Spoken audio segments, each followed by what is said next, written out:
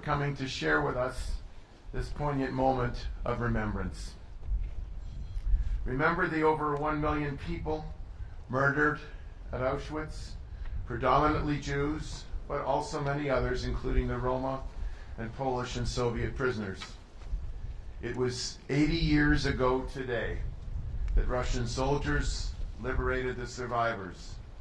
By your presence and your actions and being here today, you help the world to remember, and in these troubled times, to never forget. I want to introduce you to the President of the National Holocaust Monument Committee, Annette Wildgoose.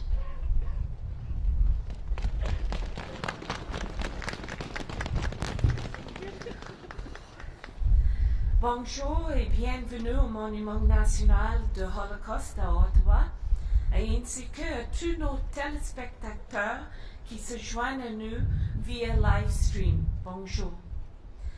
L'honorable Madame Banyadan, ministre des langues officielles et ministre associé de la sécurité publique, bonjour.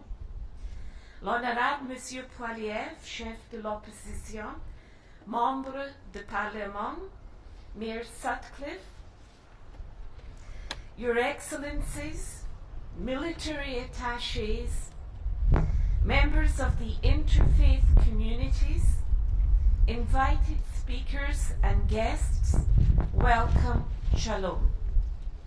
I see so many of you whom I recognize, and I see so many of you who are here, perhaps for the first time, to join with us in commemorating the 80th anniversary of the liberation of Auschwitz-Birkenau, 27th of January, 1945, to the date. This day is about the Holocaust.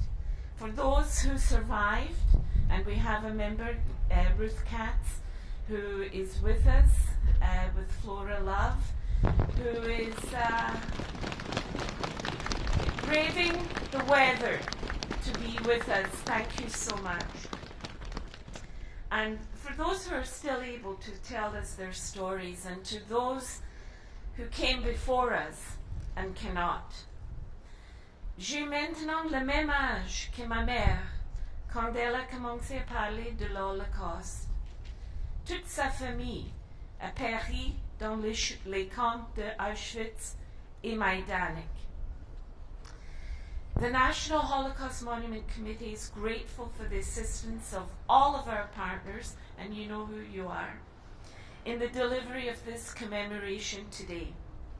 The Embassy of Poland, through Ambassador Dzelski, has taken a central role in facilitating today's program. We thank you. I trust you will find today's commemoration both informative and moving. Merci.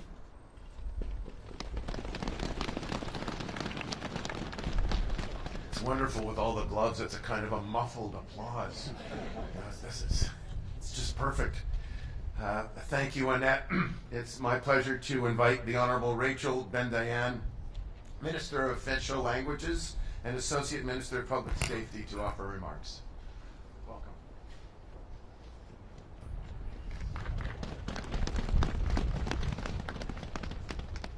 Shalom. Ambassadors, rabbis, dignitaries, and all attendees. En ce jour de réflexion et de commémoration, j'ai l'honneur de me joindre à vous au nom du gouvernement du Canada et du Premier ministre qui est présentement en Pologne pour marquer ce jour solennel. Before going any further, I would like to acknowledge the ceasefire deal, which led to the return of hostages to Israel. We are thinking of them as they reunite with their loved ones, and of all the families still awaiting the remaining hostages in captivity. Our government continues to call for the safe return of all hostages and for those murdered.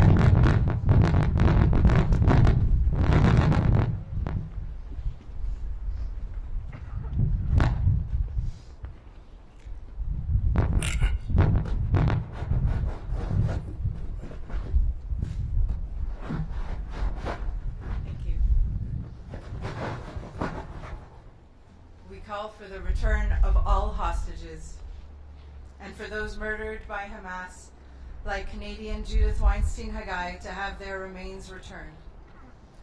May their memories be for a blessing. Today is the 80th anniversary of the liberation of Auschwitz-Birkenau and the horrors that took place behind its barbed wire gates. For these last 80 years, the Holocaust has been a harrowing reminder of humanity's capacity for inhumanity. A stark warning for us all to never again allow such hatred and horror to go unchecked. Ces souvenirs, nous les avons gravés dans la pierre ici, du Monument national de l'Holocauste, telle une cicatrice. Et c'est pour cette raison que nous nous réunissons aujourd'hui, pour soigner cette cicatrice, pour nous souvenir de la tragédie qui l'a causée et pour reconnaître que nous en subissons encore les contre-coups. Indeed, we are witness to the rise of anti-Semitism around the world. From right here at home, too close to home for me, where only a few blocks away from where I live in Outremont, a Jewish elementary school was shot at, not once, not twice, but 3 times. From Australia to Germany and to the United States, where we recently saw public figures riling up crowds with salutes associated with the Third Reich. On platforms large and small, we see the normalization of hate. We must fight back. That is why our government is committed to holding a national forum on combating anti-Semitism. Our goal is clear: to turn the tide against anti-Semitism and ensure that Jewish Canadians are safe. Safe in their synagogues, safe in their schools, safe in our businesses and in our neighborhoods. By convening all levels of government, including provincial justice and public safety officials, mayors and municipalities, law enforcement and stakeholders, we affirm that never again is real. Never again is now. In collaboration with police of jurisdiction and civil society, all levels of government will commit to concrete solutions to address the alarming rise in anti-Semitic violence across our country. Today, I am pleased to announce that our National Anti-Semitism Forum will be held on March 6th, 2025, here in our nation's capital. Ce forum est une occasion de directement confronter la montée alarmante des discours, des gestes et des actes haineux que nous voyons à travers le monde, y compris ici au Canada. Aujourd'hui, soulignons non seulement une commémoration, mais notre volonté à éradiquer l'antisémitisme. In 2024, I helped put together a $90 million package from our government, which included creating a new permanent National Holocaust Remembrance program, which included supporting the construction of the Montreal Holocaust Museum, which included funding to keep our communities safe against hate-motivated crime. We redoubled and expanded our efforts to protect our synagogues, our schools, and our community centers through the Security Infrastructure Program. And today I am pleased to announce that 6 projects have been approved for funding under the new National Holocaust Remembrance Program. Funding to support initiatives that seek to preserve the memory of the Holocaust and help improve Canadians' understanding and awareness of the Holocaust and of contemporary forms of anti-Semitism. The very worthy organizations receiving federal funding are the Canadian Society for Yad Vashem, the Friends of Simon Wiesenthal Center of Holocaust Studies, the Jewish Federation of Victoria and Vancouver Island Society, le Musée de l'Holocauste de Montréal, the Vancouver Holocaust Education Center, and the Toronto Holocaust Museum. I am sure that it is not lost on you that I am a very, very new minister, appointed at a very peculiar moment in politics for a very uncertain amount of time. It certainly isn't lost on me. Only days into my new role, I became aware of a conference to be held in Mississauga by Hizbut Tahrir, an organization I had never heard of before, but with a mandate I know all too well the glorification of violence and the propagation of hate and anti-Semitism. Not in Canada, I said. Not knowing what, if anything, I could do, I began to hold meetings on the HUT and looking into the process of listing this and organizations like it. Not knowing what, if anything, would come of it, I wrote a letter condemning HUT in the strongest possible terms.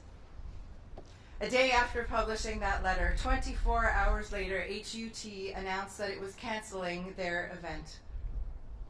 It was an important lesson for me, one that I promise you that I will not forget.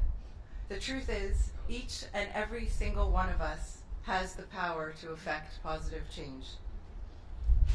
Comme nous l'avons déjà déclaré à maintes reprises, la communauté juive n'est pas à mener seule le combat contre l'antisémitisme.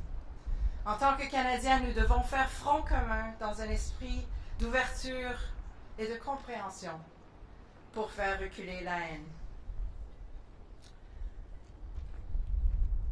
I know that my time is coming to a close. I guess on a final note, I cannot help but notice that there are very, very few Holocaust survivors left to tell their stories, and we are so fortunate to have one here today with us.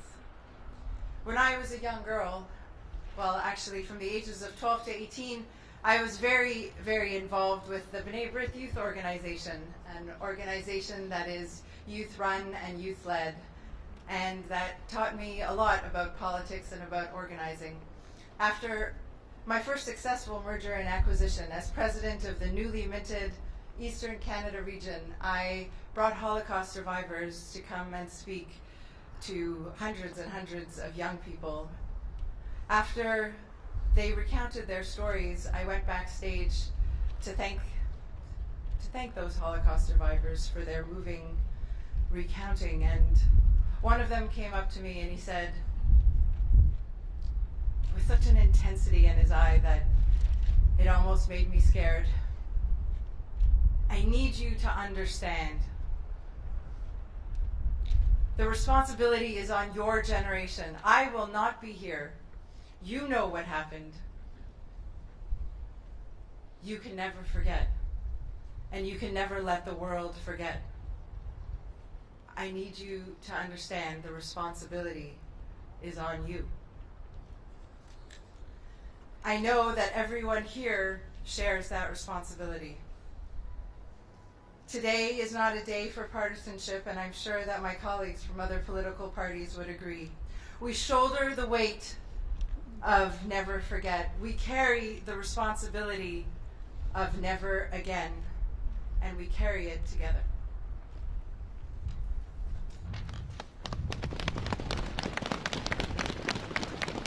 Tada rabba, Rachel. I'd next like to invite the leader of the official opposition, Pierre Poilievre, who's no stranger to this event. Pierre, some words, please.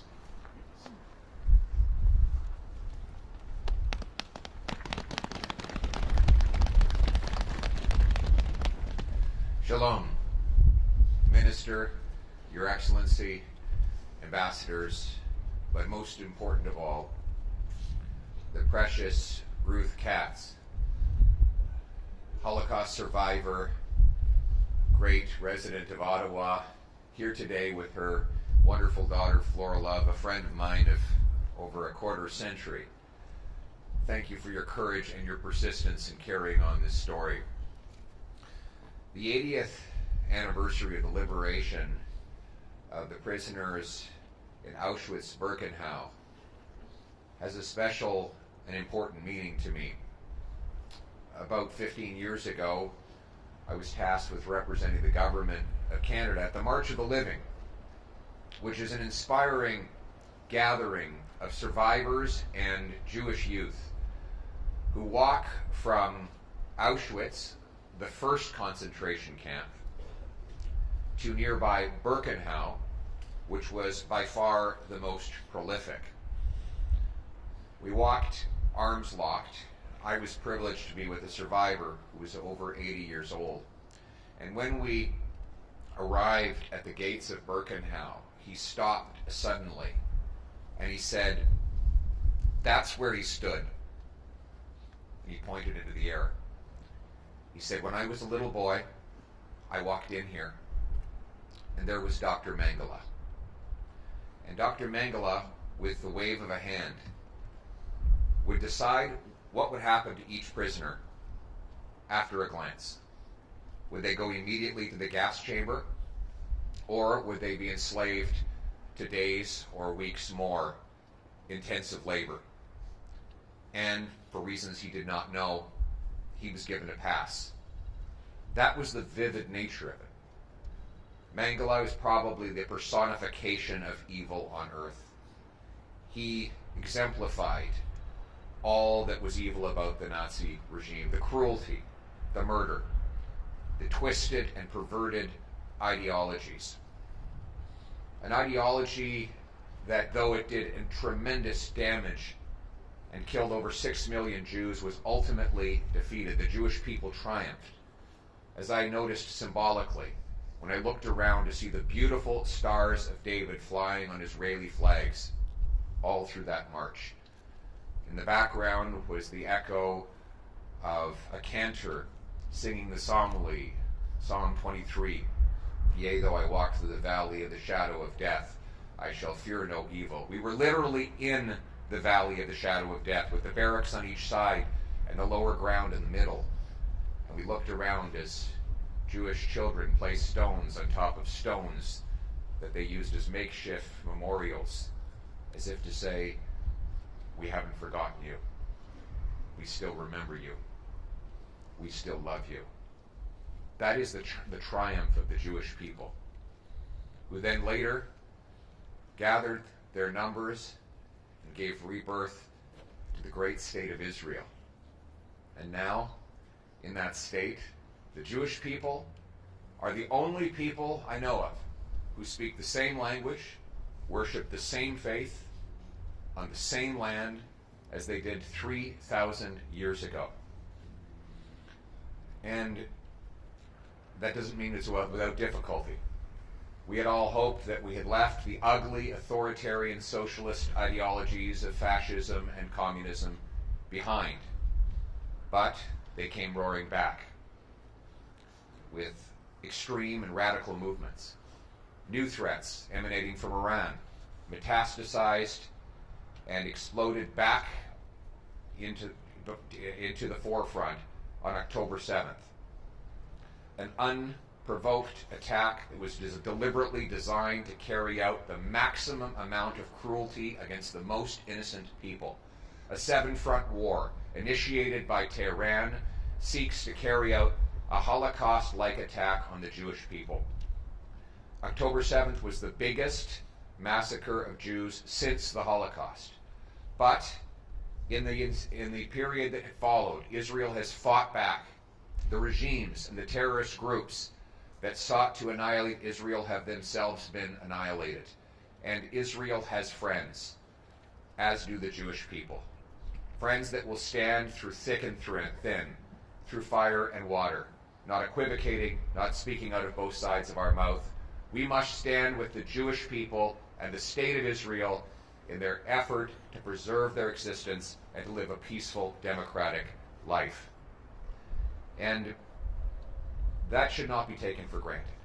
We see on our own streets anti-Semitism, guided by obscene, woke ideologies that have led to an explosion in hate crimes. Hate crimes were up over 100% in Canada before October 7th. Now they're up 251%, with Jews being the principal victims of those crimes. We must not just condemn these things, we must take action against them. We must deport from our country any temporary resident that is here on a permit or a visa that is carrying out violence or hate crimes on our soil. It was obscene that the IRGC remained legal in Canada for 4 years after it killed 55 of our citizens in the attack on PS Flight 752. It is outrageous that 700 IRGC officials are on Canadian soil, many of them living the lap of luxury on the fruits that they stole from their own people. And we must condemn when our own government gives grants for anti-racism to people like Laith Maruth, or appoints Birju Datani to head up the Canadian Human Rights Commission. We must stand up against these outrages and stand for bringing our people together, united in our common values, our common freedom, and our common love for our country and for humanity. Because in the end, we know the Jewish people will prevail. We know the state of Israel will live on. We as Canadians must live on as allies and friends, so that when we say never again, we mean it.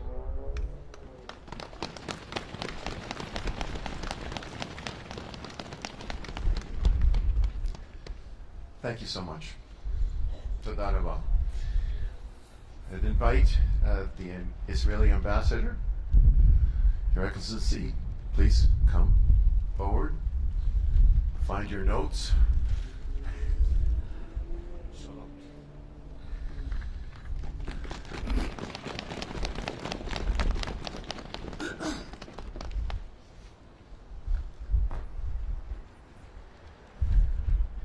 Years ago today, an ocean away, the 322nd Rifle Division of the Soviet Red Army marched through Poland's Auschwitz death camp's gates.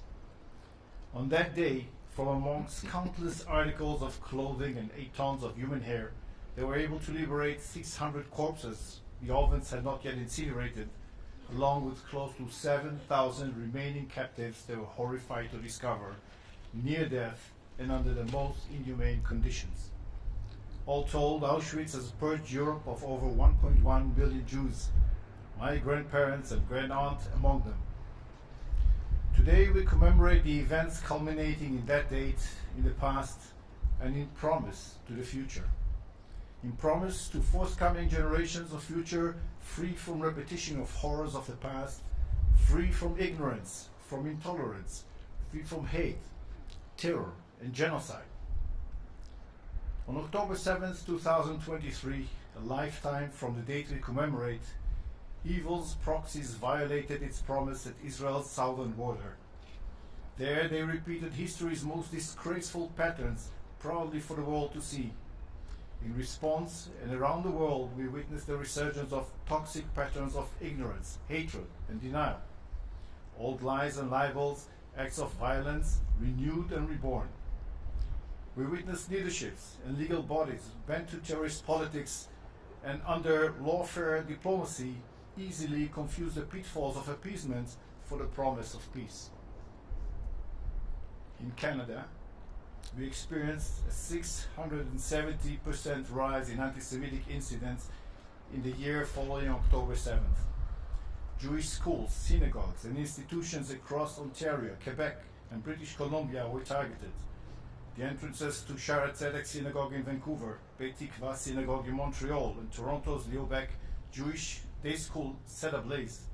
Jewish cemeteries in Montreal, Ottawa, and Toronto desecrated with Nazi symbols.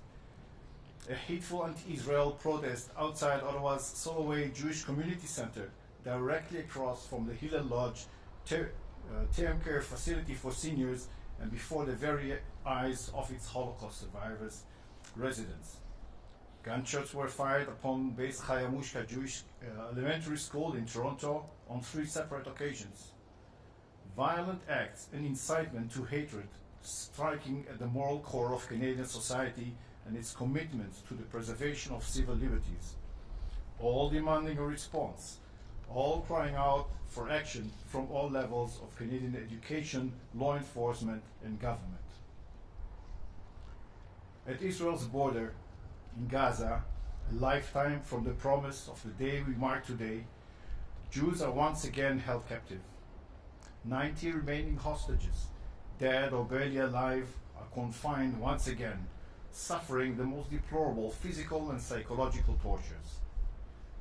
At the close of today, their captivity will have lasted an interminable 480 days. That is more than 11,480 hours, over 689,780 minutes, more than 41,380,880 seconds, each an eternity in terror.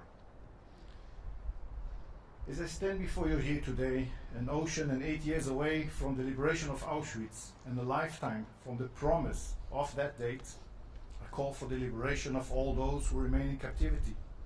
I call for the release of all remaining hostages as I rededicate the promise of this date under the force of history for prosperity's sake and guaranteed now by virtue of one single great distinction not present at that time, and that is Israel.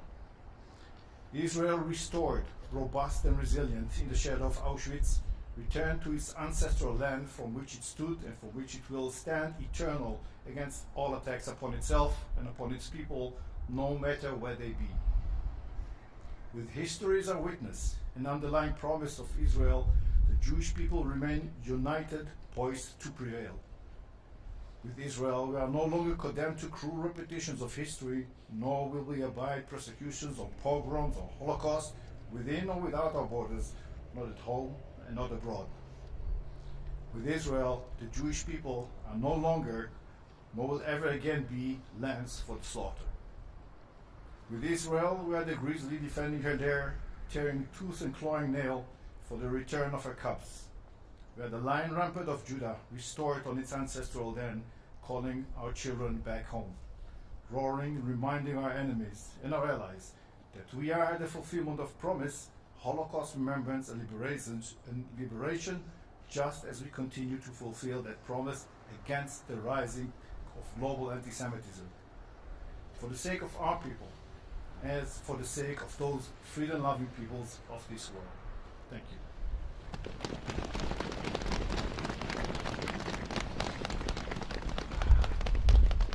I'd like to invite Ambassador Zielski from the Republic of Poland to please come and give remarks. Dzień dobry.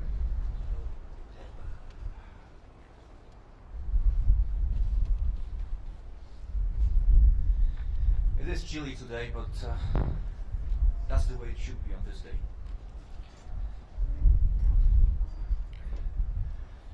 Survivor, minister, leader of the opposition, ambassadors, high commissioners, members of parliament, senators, leaders of civic organizations, members of the Jewish community, members of the Polish community, ladies and gentlemen.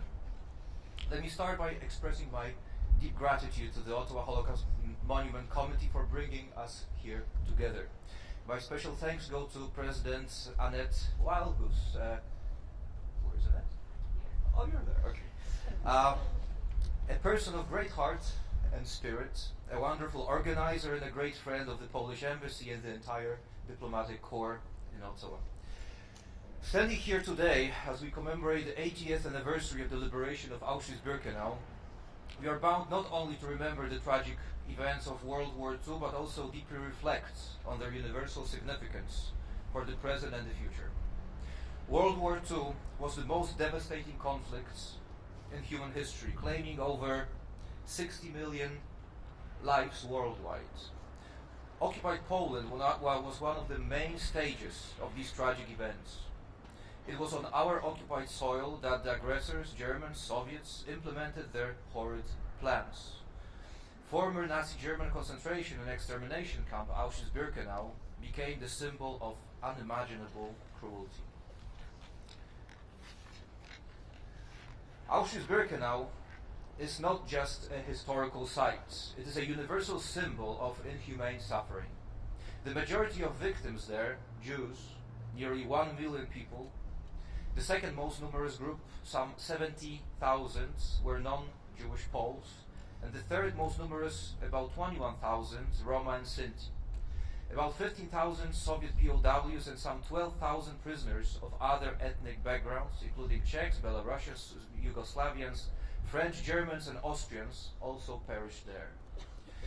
As a Pole, my consciousness is filled with images of history, including these events. I have visited and toured Auschwitz about 30 times in my life, and each time this place overwhelms me with its emotional silence and the weight of history. For us Poles, despite passing time, the topic of World War II is one of the cornerstones of our national identity. With this, we understand that in other parts of the world, access to knowledge about these events is much more limited. This is why we make sure that the education about the Holocaust and Auschwitz remains vital on global scale. It is through education that we have a chance to protect our future generations from similar tragedies. Today, at Auschwitz-Birkenau Museum, the extensive commemorations are coming to a close. A large-scale event with participation of thousands of guests from around the world. Around 50 survivors. 4 of them spoke in the presence of the heads of states and governments, including Poland's President Andrzej Duda, King of the United Kingdom Charles III, Prime Minister of Canada Justin Trudeau, German Chancellor Olaf Scholz, and many more. This recognition is extremely important. It helps to carry the message to the entire world, a message of humility in the face of unimaginable drama. For all of us, including diplomats, civic organizations, educators, the duty to preserve the memory is crucial. We must resist disinformation that seeks to diminish or distort the truth about the Second World War. Our task is to promote wisdom that will help prevent such tragedies from recurring in future. In a moment, you will hear from my good colleague, Mr. Piotr Cywiński. He has been director of the Auschwitz-Birkenau Museum since 2006. He has been an icon to those dedicated to preserving the memory of World War II, the Holocaust, promoting human rights and combating distortion, anti-Semitism and intolerance. For myself, I thank you for your presence here and commitment to this exceptional anniversary. Together, let us build the world where Auschwitz remains only a historical symbol and not a returning reality. Thank you.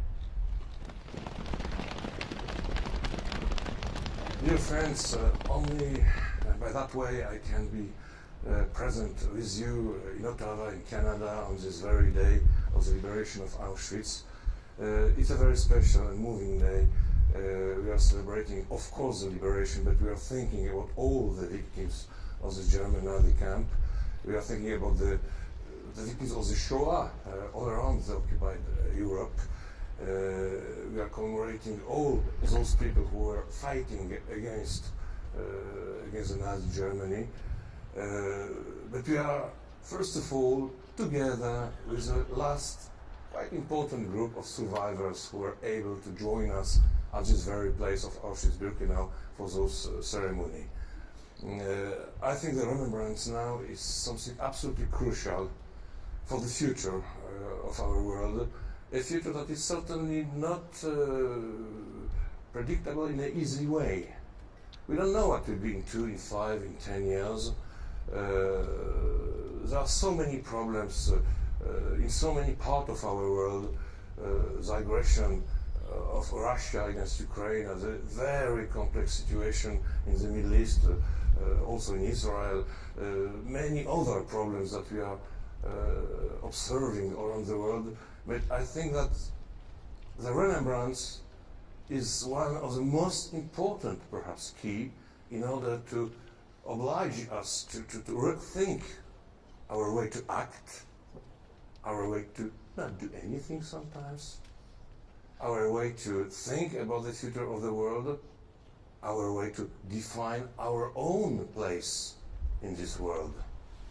I would like to thank you, the Ambassador Dzielski, and all the team of the Polish Embassy to organize this gathering for the anniversary of the liberation and for this incredible day of commemoration. I hope that it will be one step for a world where all kind of anti-Semitism, xenophobia, hate speeches will play a less present role than it is sometimes now. Thank you.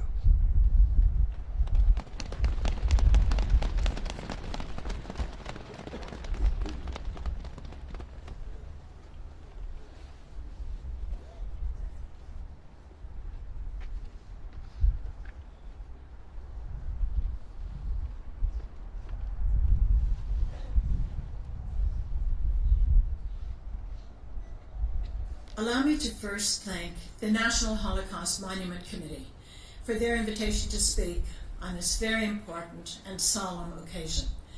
The committee's tireless work to keep the memory of the Holocaust alive should never be taken for granted. It is a gift to all of us, so thank you.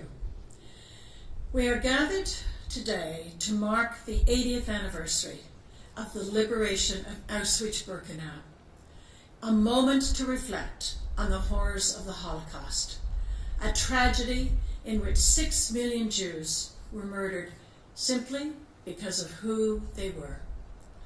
Auschwitz stands as a haunting reminder of where unchecked hate, indifference, and propaganda can lead. L'Holocauste n'est pas commencé avec des chambres à gaz. Il a commencé avec des mots et la haine. Cette haine persiste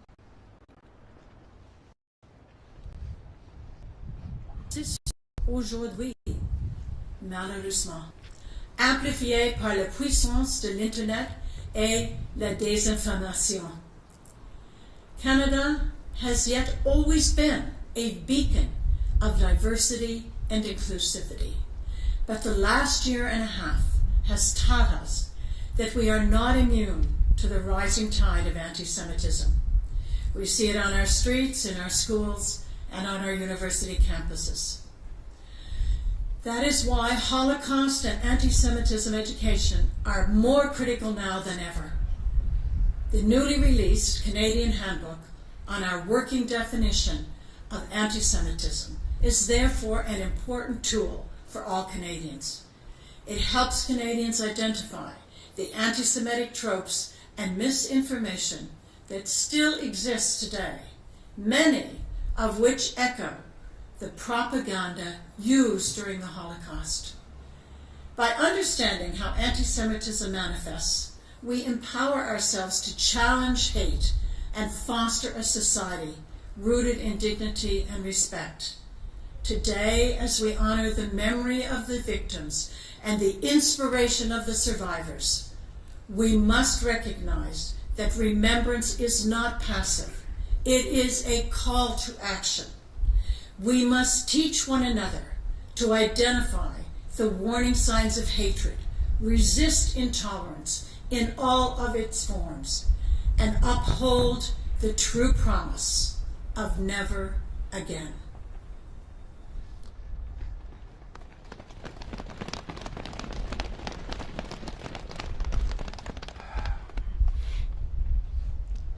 That was Deborah Lyons, Special Envoy on Preserving Holocaust Remembrance and Combating Anti-Semitism.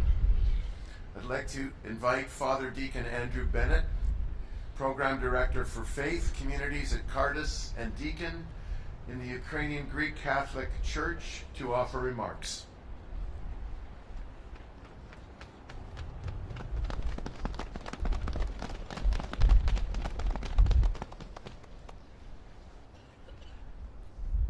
What does one Christian do when confronted by hatred and the demonization of his fellow human beings? The faithful Christian looks to the example of Christ on the cross, who emptied himself for the life of the world. As we remember today the liberation of Auschwitz-Birkenau and all that it represents, I am mindful of 3 of my fellow Ukrainian Greek Catholic clergy who sacrificed their security for the sake of others. Blessed Omilian Koch, pastor of prisoners at Majdanek. He said this when he learned that his fellow Greek Catholics were trying to save him from Majdanek in 1944. I understand that you are trying to free me, but I am asking you not to do anything. Yesterday they killed 50 people here. If I were not here, who would help them to endure these sufferings? I thank God for his kindness to me. Apart from heaven, this is the only place I'd like to be. Here we are all equal: Poles, Jews, Ukrainians, Russians, Latvians, and Estonians. I am the only priest here. I couldn't even imagine what would happen here without me. Here I see God, who is the same for everybody, regardless of the religious distinctions which exist among us. Do not worry, and do not despair about my fate. Instead of this, rejoice with me. Blessed Clemente Sheptitsky, Hegumen of the Univlavra, priest martyr, who worked with his brother Metropolitan Andrei Sheptitsky, Metropolitan of Lviv and Halych, to save dozens of Jews, often hiding them in the monastery or the palace of the Metropolitan of Lviv, forging false identity documents, including saving the sons of the rabbi of Lviv. Metropolitan Andrei Sheptitsky wrote this in 1936, seeing what was coming. Dear brothers, I must warn you very decisively, seriously, and before God against any acts of violence under the guise of so-called anti-Semitism that is being so strongly promoted by part of the Polish press and by others. Divine law commands us to avoid all wrongdoing to our neighbors, and each person knows that it would be an injustice to beat, kill, slander, harm our neighbor's health and property, set his house on fire, destroy his belongings. All of this is against divine law. It is a sin. It is a mortal sin, whether it be committed against Christians or against non-Christians. This is why I very much caution you against inciting such acts of violence. These powerful words remind us about how we must act in the face of resurgent anti-Semitism. While we must remember the past, especially on this day, this 80th anniversary, and we must clearly understand the horrors that occurred, we do not live in the past. We live now. So what will I do now?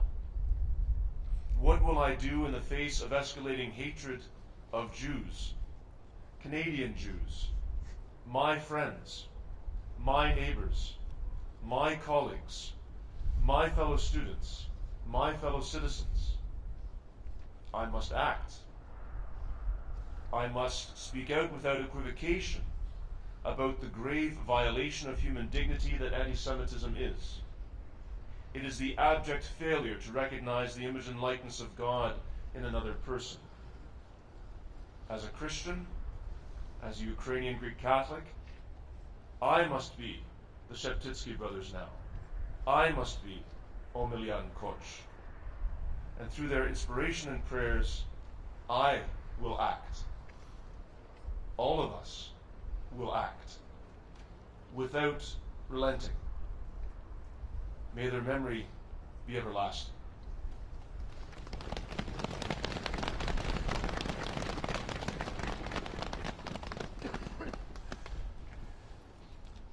Thank you, Father Deacon. And you are unquestionably the winner of the most appropriately dressed person here today. I'd next like to welcome Noah Shack, the interim CEO of the Center for Israel and Jewish Affairs, to offer remarks. Noah?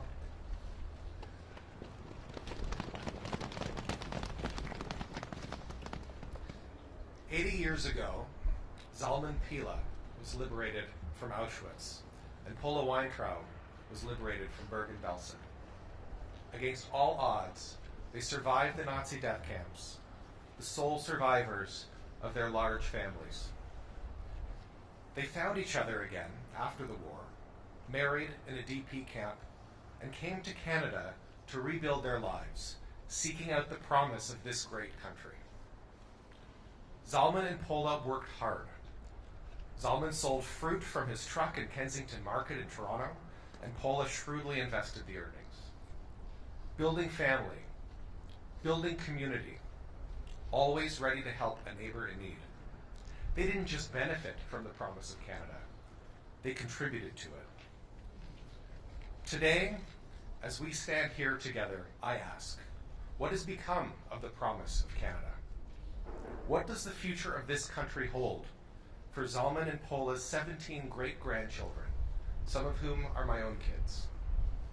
Over the past 15 months, we've seen Jewish schools shot at, synagogues firebombed, violent mobs on our streets calling for the destruction of our people, calling for Jews to be sent back to Europe, terrorist flags waving proudly while Canadian flags are burned. Is this the future any of us wants for our children? We must remember that never again is an empty slogan if it is just about being regretful of the past. Never again is about our resolve to fight for a better present and, most importantly, for a better future. The story of Zalman and Pola is the story of one family, but it's the story of many Canadians. For never again to have any meaning, we must all draw on their spirit, roll up our sleeves, and urgently act to fight for the promise of this great country. Thank you.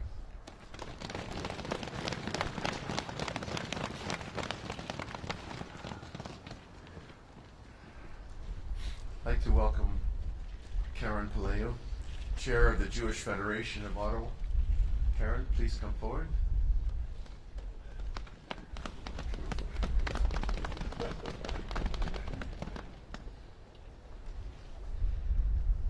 Good morning, bonjour, shalom. Nous sommes ici aujourd'hui pour la Journée internationale de commémoration de l'Holocauste. Nous marquons cette année le 80e anniversaire de la libération du camp de concentration et d'extermination d'Auschwitz-Birkenau. The Jewish Federation of Ottawa is privileged to partner with the National Holocaust Memorial Committee, and we thank the dignitaries, community members, and our youth for being here to participate in this solemn commemoration. We stand here together to honor the memory of the 6 million Jews and the millions of other victims who were murdered during the Holocaust. And we stand here today honoring the survivors. Unfortunately, Rose Katz had to leave because of the cold. I can't blame her. But we stand here honoring the survivors, recognizing their extraordinary strength and resilience over so many years. One of Federation's most impactful Holocaust-related programs is the March of the Living, an educational program for Jewish high school students from around the world. In preparation, the Ottawa students learn about the history of Jews living in Poland and throughout Europe, the rise of hatred and anti-Semitism, and how this ultimately led to genocide. They learn about the victims and the perpetrators, the bystanders, the collaborators, and the righteous among the nations. The students then embark on a journey, spending 1 week in Poland, bearing witness to the tragedies of our past, followed by 1 week in Israel, celebrating the survival of the Jewish people. In Poland, the students travel to several concentration camps, including Auschwitz-Birkenau. They visit towns that were once home to thriving Jewish communities, and they walk deep into forests, concealing large mass graves. The students have had the privilege to travel alongside Holocaust survivors who share their personal stories of loss and survival. There is a powerful quote by Elie Wiesel that says, when you listen to a witness, you become a witness. The survivors are living witnesses to the horrors of the Holocaust, and in listening to their testimonies, the students become witnesses themselves. They, in turn, take on the sacred responsibility to preserve these stories and carry the voices of the survivors forward from generation to generation. Today, as we remember those who perished and honor the survivors, we look to our future with hope. Hope that through Holocaust remembrance and education, our youth will become the strong voices, ensuring that humanity never forgets the atrocities of our past and working towards a more peaceful world for all. Thank you. Merci. Toda rabba.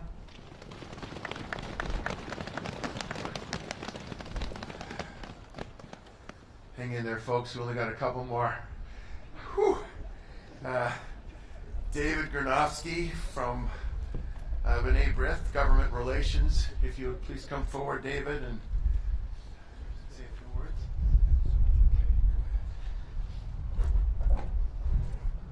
Thank you. Good morning, everyone. I'm here today on behalf of B'nai B'rith Canada, this country's most senior human rights organization, which is proudly celebrating its 150th anniversary this year. 2025 also marks a more solemn milestone, the 80th anniversary of the liberation of Auschwitz. It is insufficient to merely mark the somber occasion. Our paying tribute to over the 1 million people who died in Auschwitz, who perished there, must serve as an impetus for change. Il est inacceptable qu'à peine 80 ans après la libération des camps d'extermination nazis, notre pays soit inondé par une vague croissante d'antisémitisme. Our government must act now to return substance to the phrase never again. Those who preach hate must face consequences. Those who literally and metaphorically fly the flags of terrorists, yes, terrorists, must be held accountable. The government must also ban the display of the Nazi swastika, joining 18 other countries that have already done so.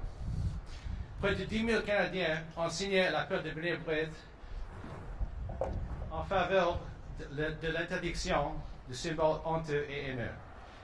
Please add your voice by signing on to our website at bnaib'rith.ca. Le Canada doit agir maintenant.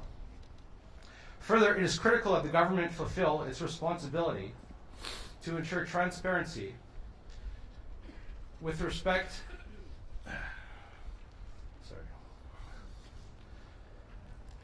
to its with respect to the nation's Holocaust records.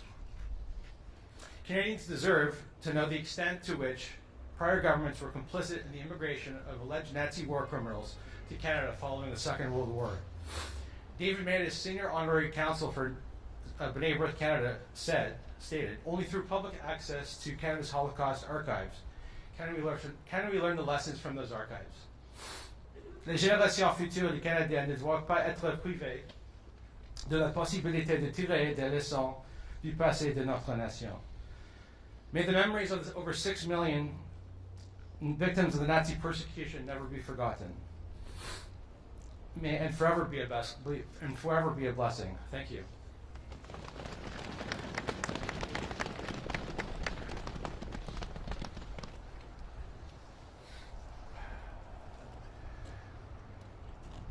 Cantor Green of Kehilat Bet Israel Synagogue will come forward to sing Oseh Shalom B'Merav, composed by Cantor Meir Finkelstein for his album Liberation, a choral symphony in 1995, the 50th anniversary of the liberation of Auschwitz. Cantor Green.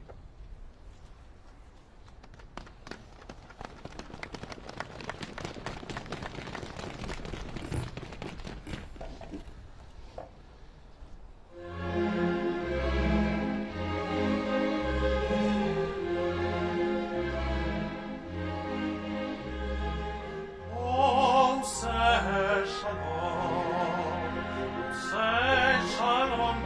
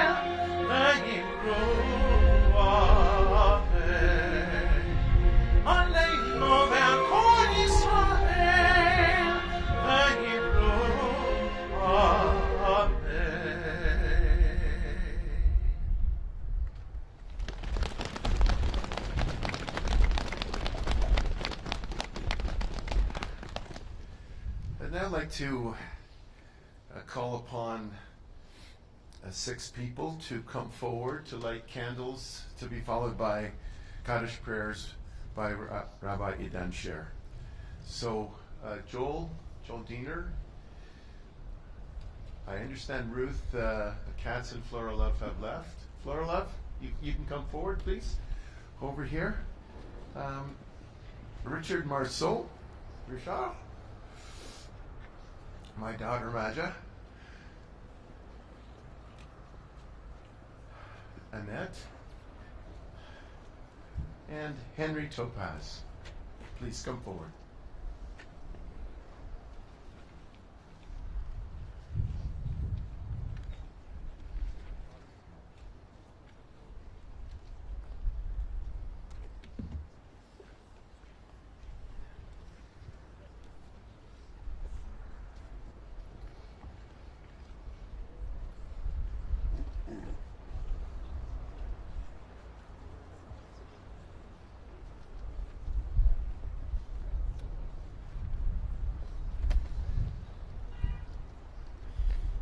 Not too many years ago, we stood at Medanek, at that very spot where Pinchas Guter, a Canadian Holocaust survivor and a recent appointee to the Order of Canada for the Holocaust education he had committed his life to. And we stood at that very spot where he last saw his sister before she walked into the gas chambers. He never could remember the face of his sister after that moment, but forever he would remember her long golden braids. And we said Kaddish at that moment for Pinchas Guter's sister and for every single one of the victims of the genocidal Jew hatred that occurred 80 years ago. And we continue on to Israel. And as we continued on to Israel, we took comfort and strength knowing that the world had learned the lesson of never forget, and that when we would say Kaddish for the victims of a genocidal Jew hatred, it would be for those who far, far in the past. Imagine how heartbreaking, imagine how deeply unsettling it is that today, as we say Kaddish for victims of genocidal Jew hatred, it's not just for those in the past. Rather, even today, as we find out the news that a number of the hostages to be returned are going to be returned to their beloved families for burial. We ask everyone to please rise as we recite the Kaddish for the victims of the Holocaust and for the anti-Semitism and the genocidal Jew hatred that devastatingly impacts us to this very day. Yiskadal v'yiskadash shemei Rabbah v'alma divrach chirusei v'yamlich malchusei b'chayechon u'v'yomechon u'v'chayei dechol beis Yisrael ba'agala u'v'zman kariv v'imru amen. Yehi shemei Rabbah mevarach li'olam u'li'olmei olmaya. Yisbarach v'yishtabach v'yispa'ar v'yisromam v'yisnasei v'yishadar v'yisale v'yisalal shemei dekudsha berichu le'ela min kol berchasa v'shirasa tush b'chasa v'nechamasa ta'amiran bi'alma v'imru amen. Yehi shalama rabba min shemaya v'chayim aleinu v'al kol Yisrael v'imru amen. Oseh shalom bimromav hu ya'aseh shalom aleinu v'al kol Yisrael v'imru amen.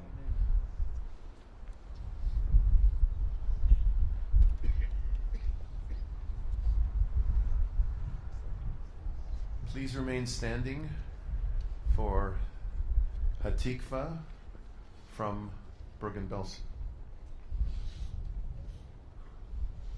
Thank you.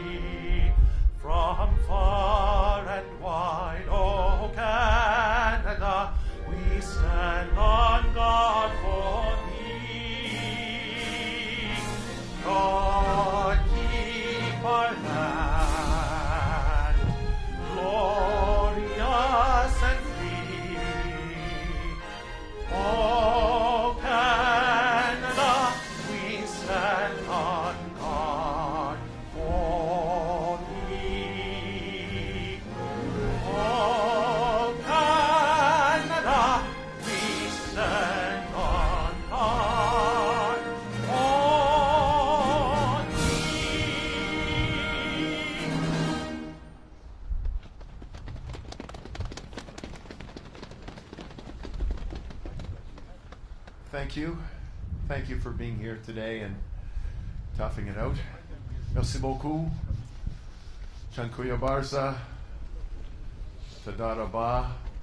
We are going to ask all of the dignitaries to come forward for a photo op with the We Remember signs, many of which blew away. Please come forward. And that concludes our official ceremonies today.